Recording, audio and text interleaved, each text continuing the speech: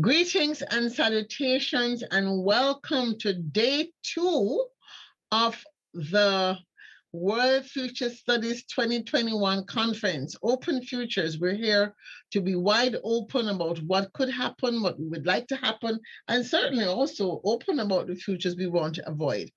In this session, we'll be hearing from the Center for Engaged Foresight on the other side of the world. I say that because while I'm enjoying the midnight hour, or approaching the midnight hour, they're there in the Philippines approaching their midday hour. So it's truly a global space for time traveling, because we're sharing the same time in the same way we want to explore how we might share our future. So without further ado, I'd like to introduce Shermon Cruz and his partner in good things. I was going to say partner in crime, but I changed my mind. Partner in all things good, Nicole Parreño, to talk to us about what they're cooking up over there on the side of the Center for Engaged Foresight. The floor is yours. Okay, thank you very much, Claire, for that kind introduction. But before I come to discussing my presentation, let me just quickly share to you now my slide, and let me know if you can see it now. We can see it, Sherman. Okay, great. So we again, good morning. From Manila, it's like around 11 a.m. in the morning, and welcome to the World Future Studies Federation. I've been a part of the WFSF since 2012. This is where I learned my futures in foresight. As an academic, of course, from my early years of practice. But let me jump in right away to our presentation. I'll be presenting together with Nicole in here about the idea, of course, of developing a game in 2019, which would eventually come out as what we now call the Dreams and Disruption game. So the question that have been recurring in my mind when I started learning about Foresight games is that, can Foresight games expand our horizons of possibilities and help build an anti-fragile visions of the future? The idea, the thought behind the construction process of the developing a Dreams and Disruption game, which is basically a scenario building game, was the thought of that in hope, in preferred futures, in scenarios that we imagine about a transformative future, is that the question, are there risks embedded in the hopes that we imagine and make? Because apparently when we imagine new things and new ideas and new thoughts and new innovations, strategies and platforms and narratives, it directly challenges the business as usual, the status quo, the default and use futures. And apparently, when you start challenging all of these narratives, the future or the hope or the transformation scenario collides with the status quo. And that brings, eventually in the process, from the perspective of risk management, creates several risks that hopefully, if they're addressed in the transition phase, emerge as an opportunities as well. So that was one of the ideas or that inspired the game about, are there risks and opportunities? Of course, definitely opportunities, but from the perspective of risk and threats, are there risks and threats embodied in the hope that we create as narratives, because they will definitely collide with the status quo. Now, given that futures and foresight is also about pushing our cognitive boundaries of imagining emergence, most scenario-driven approaches are pretty quiet, follow a particular design, pattern, style, depending on the tool and the methodology that we used. We get to choose the drivers of change. We get to rank them. We get to narrow them down if they are applied, for example, for organizational purposes and strategy development. But then, of course, the second question that I had when I started building this game was the question, is there a role or significance of randomness in the way we create scenarios? Are there tools and methodologies in foresight that incorporate randomness in the way we build our scenarios?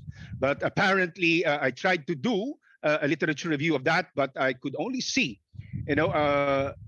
several, works. Perhaps some of them are unpublished, some of them are published, but then we're still in the process of building processes beyond anticipation for the future, beyond the tools and the methodologies. So if we're gonna facilitate a conversation that enables futurists, foresight practitioners, and those who use futures and foresight push the boundaries of our cognitive world and worldviews, then how might we be able to do that? And then that is the reason why I developed a tool or a technique using gamification approach to incorporate randomness in the process, in the way we imagine or develop.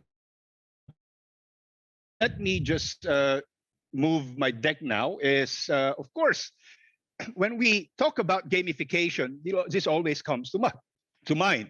And in fact, one of the things that actually helped me shape the futures and foresight game that we now call Dreams and Disruption are the thoughts and provocations made by Jane McGonigal in her book. And apparently, of course, why gamification? And the reason why I use gamification as a method is that it is highly experiential, and that when we facilitate a conversation that uses play as a medium, it makes the process much more immersive, especially so when we're trying to build scenarios that does not exist yet or that are emergent. So I always ask this question: do we remember the experience of playing your favorite game where you feel that you were fully alive, engaged, focused, and learning in every moment? So normally when I ask people about their games, they would say the games that they wouldn't forget are those types of games that they were playing when they were still kids, when they were like 7 years old and 9 and 10 years old. And that would definitely, in one way or another, shape the way they perceive the world. And because they were immersed into playing that game, they would perhaps consciously or unconsciously, in one way or another, direct or indirect, influence the way they imagine things and anticipate possibilities. So for me, the favorite game that I have been playing over the years until now is Sid Meier's Civilization game. It was introduced to me by a governor way back in 2010. I started playing it. It gave me the opportunity to actually connect the dots. The patterns have changed from civilizational level to decision making to strategy development. That would bring, of course, you will have indicators and metrics, in your dashboard, wherein if you employ a particular project or design a particular innovation or system, it would definitely impact population growth, economic development, resilience, among other things. So in that game, it gave me the opportunity to actually make sense of a wider or access perhaps a wider perspective about how cities or nations emerges when you try to combine different drivers of change, including those drivers that might emerge in the process. So it's a pretty powerful game. And of course, as Jane McGonigal also said, that its reality, a question was, its reality compared to games. Okay. Oh, yes, look at it from the perspective of where we use data to the way we plan and strategy, among other things, is that we always start with the gaps and the things that that have in one way or another negative implications, impacts that lead us to identifying the gaps in the process. But then this process, when you use some narrative and begin from a conversation about problems and issues and concerns, reality becomes pretty quite distressing. But in futures, how might we be able to transcend people from the trap of depressing reality or pessimism, or among other things, that wherein you start with the problem when it comes to public policies, that games give us some point of a leverage or anchor wherein we could transcend a reality in the way we develop scenarios or futures and foresight. So are we opting out from reality to play games, like the development of an invention of serious play? Oh, yes, definitely. There are futures and foresight practitioners from different parts of the world, from the World Future Studies Federation to the Association of Professional Futurists. And many of our colleagues from different parts of the world has been improvising and experimenting and developing and testing futures and foresight games to facilitate conversations, especially those that would require or that would require or use different professional foresight competencies in the way we imagine the future. And according to Swahili Neatula, which was published at the Journal of Future Studies, he said that the future has always been entangled with gaming. So these views reinforced my preference, my bias, to develop or use games in accelerating or deepening or enabling people to have a conversation about emergent futures. Now, why foresight game? Because we all play, and apparently when I see my kids and my daughter particularly, is that they're so immersed in learning a lot in terms of languages, counting numbers. They learn as they play. Is that in the same manner, if you try to build on that context wherein play is perhaps the most, I wouldn't say relevant, but the most impactful and fun way of learning. And when you try to link that in foresight, play can enable you to build your capacity to strengthen imagination and provide spaces and platform for expanding their perceptions about possibilities. And this is why we have the Dreams and Disruption game.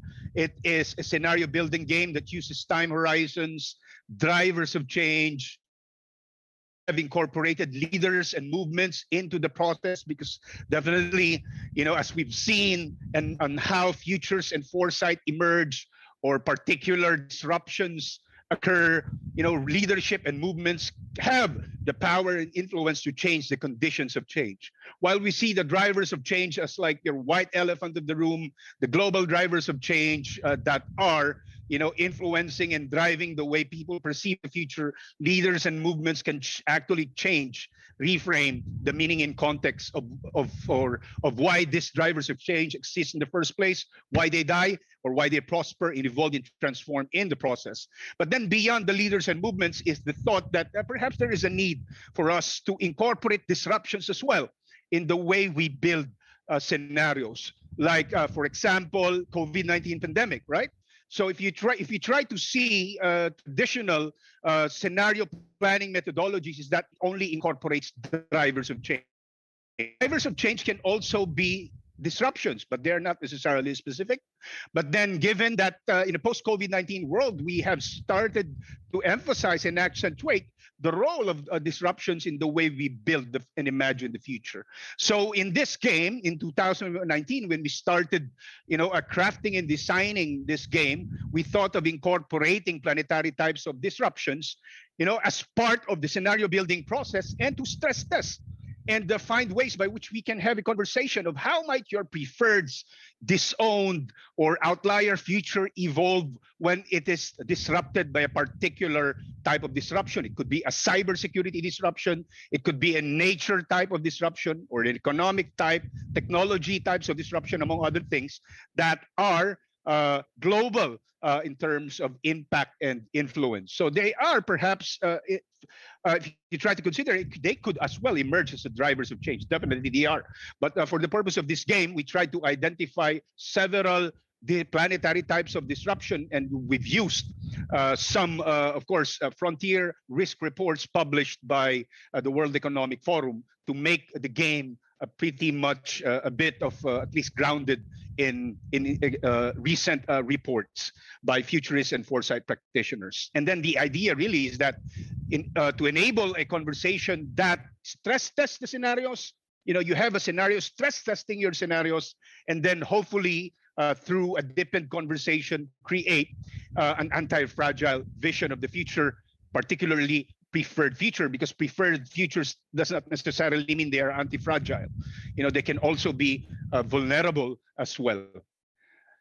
And with that, of course, why foresight game? I've already explained this, but the Dreams has this disruption has been played 45 times all over the world.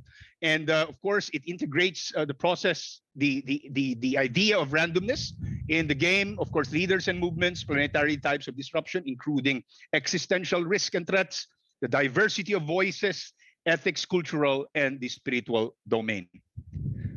And of course, the idea is beyond human, right? And then, of course, the context and concept is really build a game that enables people and participants to have a planetary driven futures gaming conversation or scenario development. So this has been played recently by national scientists or technology developers in different parts of the world, and of course, including for the game is being played for climate change and sustainable development, and of course, professional futurists and foresight practitioners. And then, of course, reason why we've incorporated randomness in the game, because according to Nassim Nicholas Taleb, he said that complete systems are weakened or even killed when deprived of randomness and stressors. Now, does that apply to futures and foresight practice as well, particularly scenario development?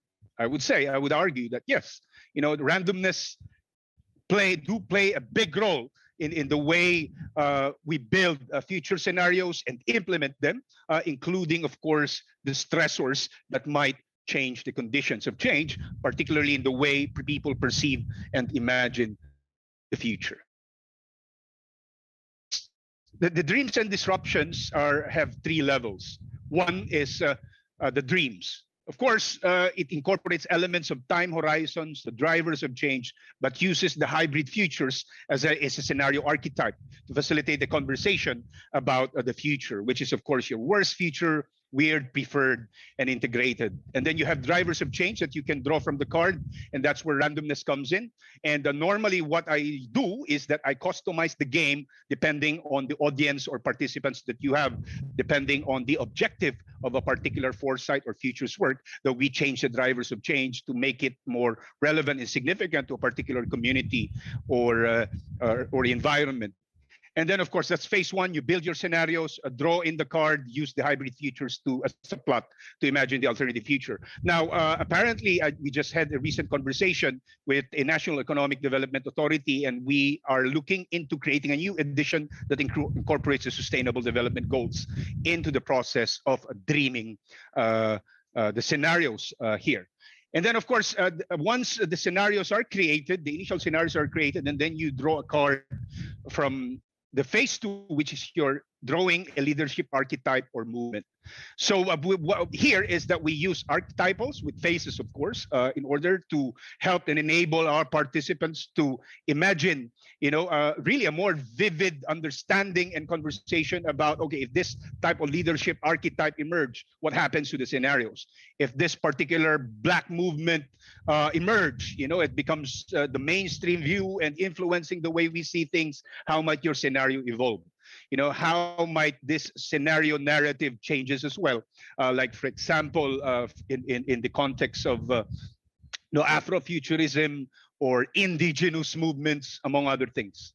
And then, of course, last but not the least, the scenario would evolve with the leadership or the movement in mind. And then, of course, disruptions. If this is your preferred future scenario, let's just say, and you have these disruptions in front of you, then how might your scenarios evolve if an ocean system collapse occur at the planetary level, or there is a small-scale nuclear war occurring in the region, among other frontier risks that you might face in the process. So what are the policies and strategies and innovation? How might it adjust, to the situation with disruptions, like, for example, a biodiversity extinction or the sixth extinction, among other kinds of disruption that are on nature in context. So these are some of the examples that emerge in some of the emerging scenarios that came out by playing the Dreams and Disruption game. One that we had during the UNESCO Futures Literacy Summit is when they play the Dreams and Disruption, suddenly you have this kind of ideas coming up, like a Rastafari future world by 2050, wherein the world harness ocean waves to power coastal communities and future economies, ocean algae to solve global hunger, and the ocean becomes a haven for ocean philosophy and philanthropy. And then beyond the outer net and the internet is the idea of the wet net as an alternative to the internet, when things are impacted by solar radiation, among other things. And then you also have the idea of when ocean cities began, it starts to emerge as the creation of interoperable seaports and airports via the ocean cities. And of course, technology emerging in the process wherein octopus, whales, and dolphins can talk to you. So what would that imply for ocean public policy and philosophy? Suddenly, if someone develops a technology that enables the dog to talk to you, and the oceans and the dolphins as well. So, and then what kind of philosophies could emerge in a Rastafari future world, especially for islanded countries like the Caribbean and the Philippines, is the love for ocean. There is a reframed view that it's no longer about land-based, but rather, ocean philosophies and concepts influences the way we see or build the future of cities. Another example is the workshop and conversation that we have. I think this was, if I'm not mistaken, the Association of Professional Futurists, or perhaps in the Edinburgh Futurist community, if I get it right. If I remember it right, is the idea of spiritual abundance by the year 2150. So they tried to have a conversation by using the dreams and disruption, and these are the ideas that emerge. Like, you have the super virtual societies emerging in a post-pandemic world for the next 30 to 50 years. And where does this lead to? It leads to a highly spiritualized global society by the 2150. So the shift will be from healing to meaningfulness. And then you've got, organizations and communities building well-being excellence centers that develops, eliminates the scarcity of abundance mindset, the exclusion of others, mental and spiritual depression, including the emergence of peace cooperatives that eliminates direct, indirect cultural, social, and structural violence. And of course, the emergence of a new public good, which they would say the spirituality emerging as a public good, wherein it becomes a technology in itself. And the issue would become access, where you have Spiritual Tech Equity and Fair Access Act of 2150. So these are the things that emerge. That includes products and services like spiritual insurances, spirituality is a universal right, spirituality is a public good, that emerges as a product, community, and services. Now, I would like to call Nicole to share some of the other cases that we have. Should I unshare, Nicole? Yes, thank you, Sherman. And I'm going to be showing a few of the very recent workshops that were held where we played this game. And we have several different kinds of futures. So the first was in this game session that was played with university students from all around the Pacific Rim. We had a situation where we selected a card for a weird future a century from now. And now these students had no introduction to futures studies or futures thinking. And they were very easily able to get into the groove of the game and exercise their imagination. What came out here with the drivers of change of the rainforest, centralization, a circular economy, and individualism is that human-animal hybrids might emerge by the year 2021, and money would become obsolete with people trading plants, since this would become something privatized by big corporations and by the government. When we introduced the leader in movement, which was Harvey Milk, a Harvey Milk type persona, you had then somebody who was advocating for equal rights and equality amongst those who were part of the human-animal hybrid species.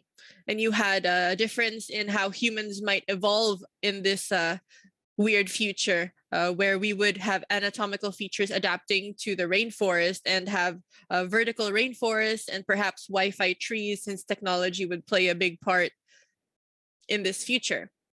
And when we introduced a disruption, which was massive solar flares, they started to discuss how humanity might adapt and, again, seek help from those human-animal hybrids who might be better suited to facing the challenges of the environment collapsing around you.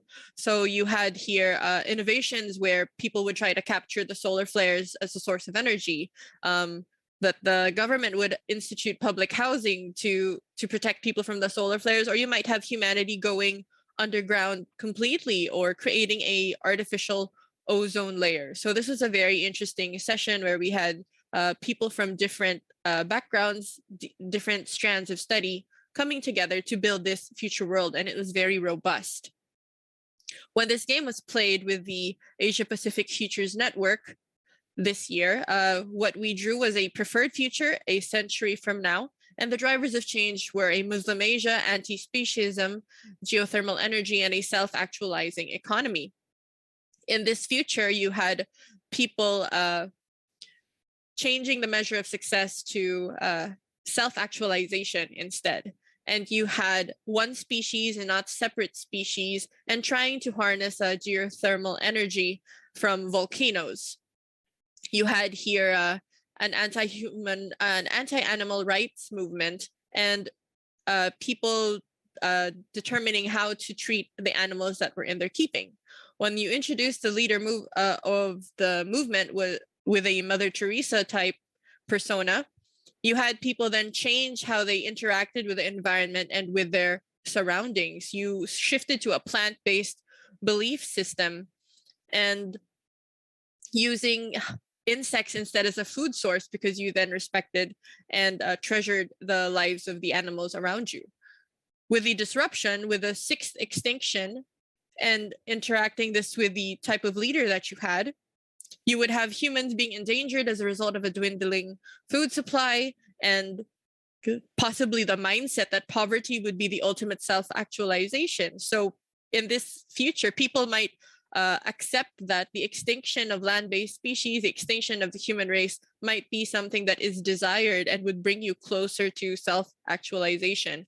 And you would have, of course, a movement that would separate from this, trying to lead a ascetic religious lifestyle and return to an agrarian existence. When we played this game and drew a worst future with another group, with 50 years from now and the drivers of change being reproductive technology, data privacy, and bioplastics, you had here data becoming the new oil, and having people be vetted by the government if they could be allowed to reproduce, because there would be many genetic diseases in this future, possibly as a result of the bioplastics that we all consume and many of the degrading effects of lack of care for the environment.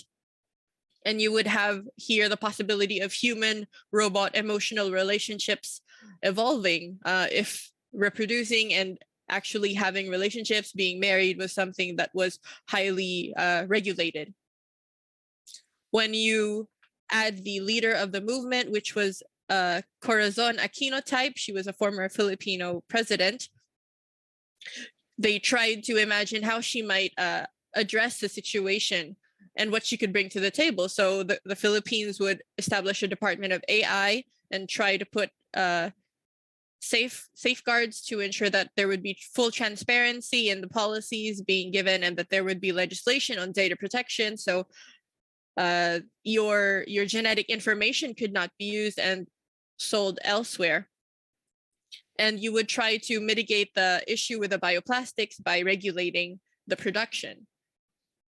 With the disruption of a livelihood crisis and all of the given drivers of change, human trafficking might become more rampant in this worst future, with genetic data of the Filipinos being sold, somehow similar to The Handmaid's Tale, with people instead trying to rent out their bodies as a way for them to earn money and for them to continue to ensure the security and the continuation of the human race. So he would save lives via organ trading, and surrogacy might become a major part of the economy. So it would be the rise of the birthing or the maternity economy. And people even said that instead of BPOs in the Philippines, meaning business process outsourcing centers, they would instead become birth process outsourcing centers. So these are some of the recent games that we played. Turning it back to you, Sherman. Yes, thank you very much for that, Nicole. And let me just again my deck. Let me know if the game has been evolving for a while, and we try to find ways by which to make it even more vivid, to participants, and of course to force futures practitioners, or foresight practitioners is, and of course, the client and the stakeholders that we collaborate with is by using visuals in the conversation. Is of course, after playing the game, we normally collaborate with a doodler, just to just to create visuals of how the conversations are deepened, and exchanges, the notes and the insights emerge by playing the game. And then we invite a visual report or visual reporter to present them the output of the workshop that they had. And this was one of the visual reports that we had recently, when around like 50 to 60 technology and innovation officers from the United States, particularly cities, when they try to imagine some emergent or alternative futures of 2025, 2030, 2040, and 2050 futures of smart cities. And some of the things that they took note, some of the things that came out as an insight are the question like, how might we thrive despite surrounded by stressors? And then what kind of scenarios will we be able to develop if we're faced with random events and random drivers of change? And some of the takeaways were, you cannot choose your crisis. This process made it easier for us to learn weak signals and anticipate emergence, and incorporate complexity, chaos, and contradictions, of course. Zia Sardar's or the Center for Post-Normal Studies, approach. And of course, it led them to get out of their comfort zone and becoming familiar with ambiguity as well. And what they learned, according to them, is that this game spurred civic innovators to break out from an established paradigm. And even in weird contexts, civic innovators can bring order in randomized chaos. So another visual report is we've been trying different ways, experimenting different approaches to visual reporting, depending on the conversation that we've been having. And this is another way by which visual reports can be presented. What they learned is that this game enabled them to play scenarios by knowing how to venture into the unknown. And of course, they asked these questions after generating some weird scenarios about the future. Is this the society that we want? So there's kind of some sort of mixed emotions coming up when they try to reflect on the different scenarios that emerge in the process. Of course, some scenarios are short term, like as short as 2025, and then as deep and as long as 100 years. So what they learned is that larger factors are at play, in building scenarios and imagining the future. And then this brings out the bias, enables us to simulate the biases that we have and put them in a conversation about scenarios. And then one of the insights is that for them, as far as the participants are concerned, is that risk can also enable us to create hope. So there is a reframing as to the value of risk. And then apparently for this group and cohort is that risk enables hope as well, which is basically non-traditional. And this is another rendering of the visual output that we have when the UNHCR Refugee Innovation Fellows played the game. And these are some of the perspectives and insight that they shared, that the game is a form of dreaming guided by particular random parameters. And the different perspectives enables them to push their boundaries of what's possible. And then suddenly they're faced with some foreign visions of the future that they haven't encountered before. And that creates some sort of mixed emotions and some wondering, a lot of wondering when it comes to the participants. But they say, of course, that the scenarios that emerge by playing the game is that it is actually practical and actionable, that the insights where scenario development can be fluid and open and organic, and simulation is also possible through gamification. And then last slide are the lessons learned that I would like to share here, is that when some people and sectors and cohort play the game, these are the things that I took note for now, and I would according to one participant, the game transcended. It helped me wonder. Play helped enable me to reconstruct old construct, reframe relationship between human and non-human. I played with my own biases using my own ideologues or ideologies, but it got me thinking whether or not ideologies are relevant at all when it comes to an evolving future, when change evolves and disrupts, and that randomness come into play. And then are our perception superficial? That was one of the questions that the futurist and Foresight practitioner asked when playing this game. Are our perceptions superficials? Are our perceptions superficial? The game has exposed the borders of my own worldviews. It forced me to reimagine leadership, change, and agency. The preceding new imaginaries struck me. And last but not the least is, of course, it builds the capacity to stretch our imagination in a renewed and playful way. It helped me move beyond narrow mechanistic responses and learning to embrace the world's complexity. Okay, so that for Nicole, but really is that we've been asking, which is anticipation is play or game enable us to anticipate emergence. And with the experiment that we've been having by playing the game 55 times now, and over the years, we learned that anticipation for emergence is possible, and by through gamification. So for me as a practitioner, I also see that, in fact, this is something that we need to look into and further study well, is that if we're looking to developing ways by which we can open the future, and then perhaps gamification can help us serve as a methodology or tool to really open the future up, for everyone to just construct and reconstruct and become novel and authentic at the same time. Nicole, any I'd just like to invite everyone to reach out to the Center for Engaged Foresight if they'd like to know more about this game, to see how they can adapt it and play it in their own context, and tailor the cards to fit the group of people that they're playing with. Because when we played this game with several of the university students, they all expressed that they would like to share this with the people that they know, and possibly change the cards to see what kind of specific futures they could focus on and think about together collectively as a group. Thank you, Shermon. Well, thank you. I certainly have a question or two, because I got kind of awakened when I saw Rastafarian futures. I was like, okay, I have to jump right in that one. First of all, I do think I like the idea a lot of using games, especially for an untutored audience. You want to do community stakeholder conversations. You want to quickly get people to kind of thinking about what's possible. I do think gamification and simple ones, not one with too complex rules, are very useful.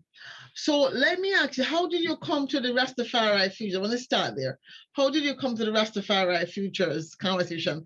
I have to say that part of what you said in the context are things that I am actually working on doing or trying to get going right now. And there's a group of people who are kind of reforming to sort of prepare for a stronger regional attention to the Caribbean Sea. And I already saw that I'd love to take that and somehow work that Rastafari Futures construct, if it's a game or if it was something else or just a scenario, to take it to that group and have some kind of conversation with them about what that might look like in the Caribbean context, where it's not one island, it's several, well, the Caribbean Sea is highly contested. But one of the things I was talking about since this year was, how do we create the body of people who were willing to push for the Caribbean Sea to have its own personhood, the same way the people in New Zealand, the Maori in New Zealand, have pushed for rivers and trees to have. So it's something I've been really pushing, talking about. So I thought, oh, this would be very fun. I'd love to find a way to get this part, a presentation on that particular combination shared in the Caribbean. So that's my first question. Let me stop and get that one answered first. Yeah. Of course, using the tool by playing the game, they get some randoms of change, and then you have the process, right? And then some the idea of this Rastafari future world emerged. It came from the participants, and then they started imagining how might that look like, what innovations, policies, and strategies can support or question this view when you have this Rastafari movement or narrative influencing the future of ocean cities. So they started to ask questions, deliberate, and explore possibilities. So that's when the idea of this Rastafari future world emerged. It wasn't like just some sort of, okay, these are the drivers of change. No, this will lead to Rastafari. So it was an insight. When they started to, I think it's a Rastafari movement that emerged, a leadership movement in the phase 2 part of the game. And then they started to imagine by using Rastafari worldviews that, okay, these are the kind of innovation strategies that might emerge in the process. But some of the other participants questioned it, and then they started to build on it. And then you also have this disruptions in the process, and then you've got some innovations and designs as well. Perhaps a shift, a Rastafari scenario narrative, anti-fragile. Like it will thrive, it evolved despite this particular type of planetary type of disruption. And then and then after that, when we started finalizing the scenario narrative, that these are the elements that perhaps that are relevant and significant when it comes to this alternative future world. Yep, and they started wondering now, okay. So for the people who are unschooled, the young people who you're working with, how long did it take you to say run a game? Was it a 2-hour session or half a day? How long was that? Because I would really like to see if we could take your cards and maybe run the same one that you did that came up to the Rastafarian solution thing. I'm just curious if I ran that with, say, the older people who were, let's say, the more, skeptical of what is not going to work, and then ran that with the young people who are not yet, let's say, burdened by what can't happen, to see what I would get. But I would want to find a way to kind of hold your story in abeyance, but then throw it out afterwards and say, well, here's what happened. I just want to find out, I definitely would like to find a way to play with that in the Caribbean context, because we need to have a robust conversation on the future of the Caribbean Sea in a very short, quick moment. Because there's a real challenge right now with so many oil wells being drilled into the sea. And so I definitely would like to ensure that whatever I can do to educate people to the dangers of unfettered access to the Caribbean Sea by mainstream oil companies. We've seen what happened in Mauritius. We don't want that to happen in the Caribbean. So I would definitely be calling on you to see how we can borrow that game. But tell me, how long did it take for you to play around with an unschooled audience? Yeah, Nicole perhaps could share her experience with the youth in Asia. Yes, with the youth that we played with, Claire, this was not the game, though, that resulted in the Rastafari Futures. This was the game where they all thought about people being connected to trees, like digital infrastructure would be similar to the film Avatar, where people would plug into Mother Nature to gain knowledge and to share emotions, share thoughts with everyone. And we played this game for, I believe it was for 50 minutes. So it was a scheduled program that we had to stick to the time limits that were given to us. But they were able to come up with some very robust futures, and it just needed a little bit of prodding. I do like your idea, though, of taking the same cards and bringing them to different groups to see what kind of narratives might emerge from that. But those who were in the youth group, they did it very quickly. They shared very easily some of the things that they were familiar with, the projects that they were working on. They all added elements into the futures that they were building together. And Now, were these physical cards, or was it all virtually on mirror boards? Were they in the same room? It was all over Zoom, and I'm going to show you now the tool that Shermon uses to play this game. Yes. We use Itinerary, and these are the cards.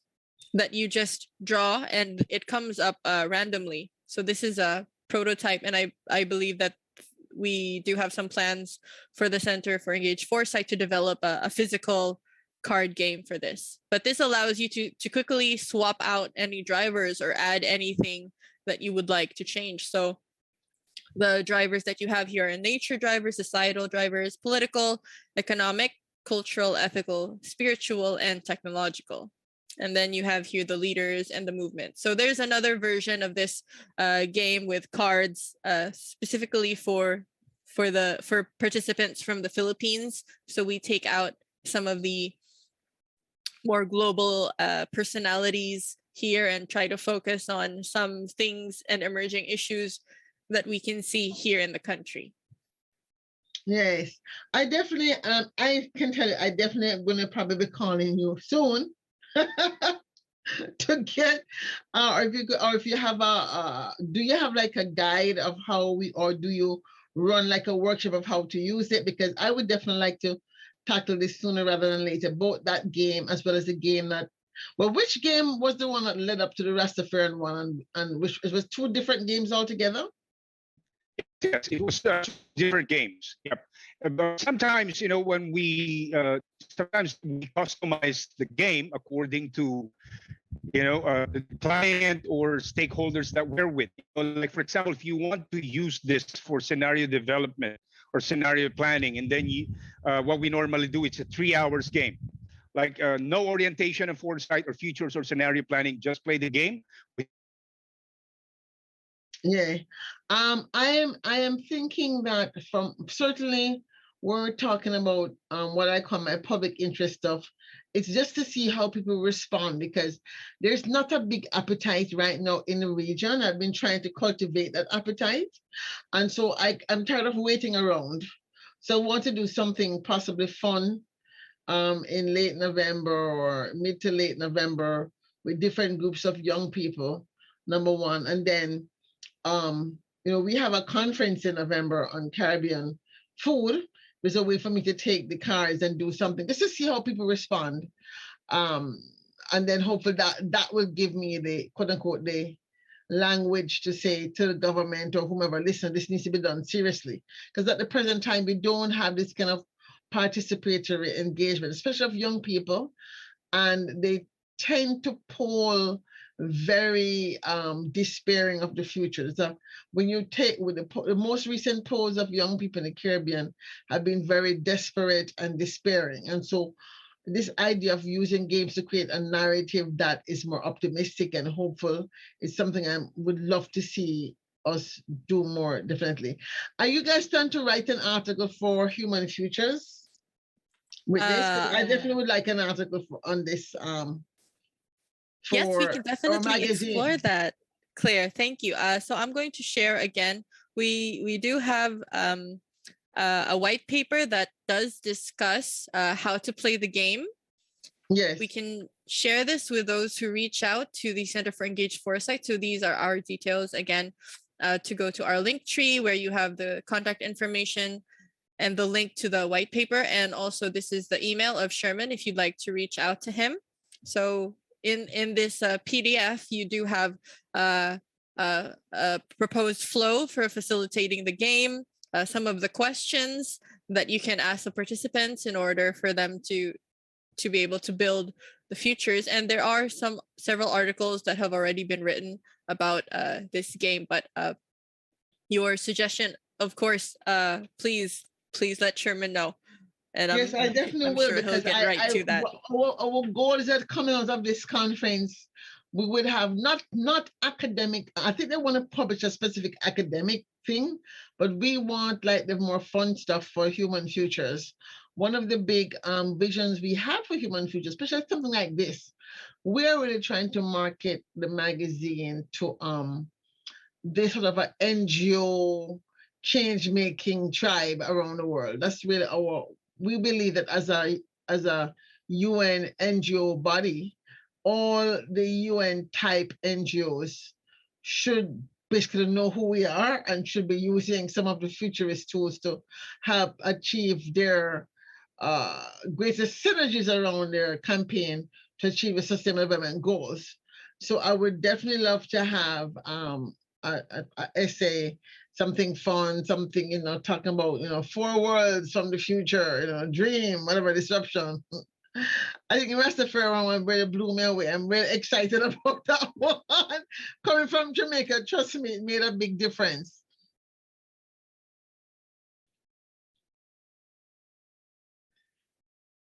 So thank you very much. Are there questions from anybody else? I see that Kimberly is still on and Elisa joined us and Dr. Shams Hamid. Do you have any questions, anybody? I just want to say great job, team. Shermon and Nicole, it's really great to see a different way to expand our ability to generate scenarios. And I also am a big fan for the infographic sort of summary as well, because it means that the scenario work can continue after that just by interpreting the pictures. So yeah, just wanted to say more of a woo as opposed to a question. And good to see you. Good to see you both. Yeah. Yeah. Excellent. Anybody else? You have a couple more minutes, literally 2 more minutes.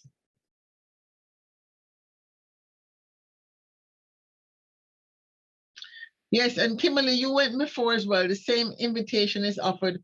We would love to have your essays in by, since you already have prepared all of this material, if you have something to say, we'd love to have your material in by the 12th of November, the latest. We want to get these out by Human Rights Day.